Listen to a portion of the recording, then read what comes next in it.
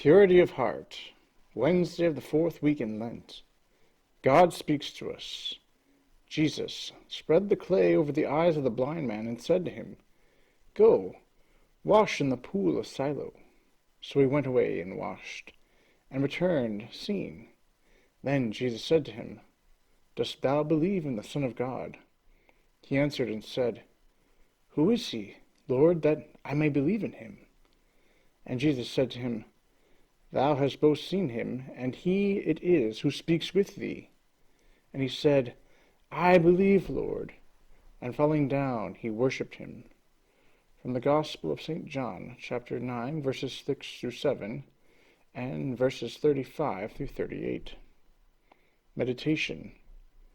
According to the Fathers of the Church, the man born blind, from today's Gospel, represents the human race, which is born in blindness of spirit since the fall of our first parents, and which God willed to heal of its misery in spite of man's ingratitude, by a pure effect of his mercy.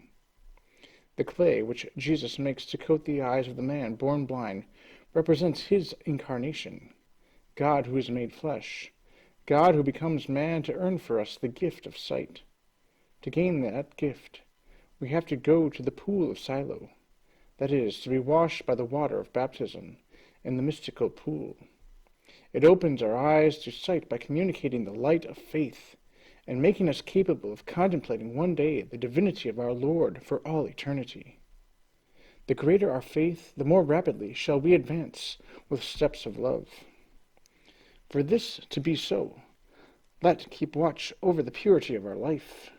Experience shows that the virtue of purity is the best means of conserving faith and charity in ourselves, whereas the vice of impurity can only destroy them.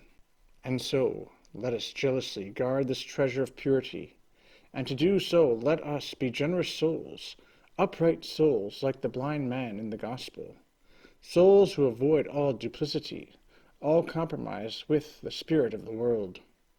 O Jesus, I confess that thou art the light of the world, and that thou hast given the light of heaven back to my soul, blinded by sin.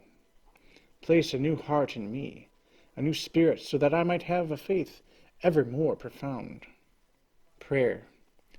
O Lord, show me how my heart has to be pure in order to be admitted to thine intimacy.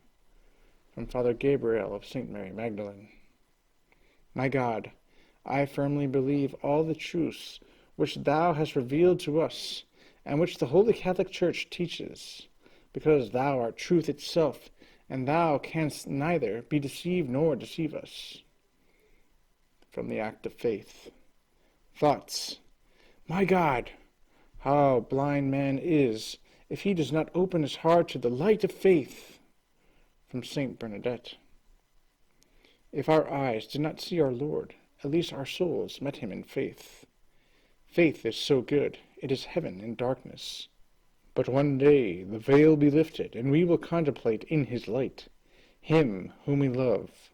While awaiting the bridegroom's veni, we must spend ourselves, suffer for him, and, above all, love him greatly. From Elizabeth of the Trinity. Resolutions. Number 1. To protect our faith and our love of God by fleeing bad discussions and frequentations, and by seeking the company of virtuous friends and companions. Number 2.